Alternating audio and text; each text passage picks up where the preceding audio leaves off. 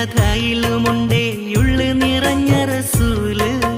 നൊന്ത് കരഞ്ഞാലും ഉമ്മ പാടുന്നൊരു പാട്ടിലുമുണ്ടാ മത്.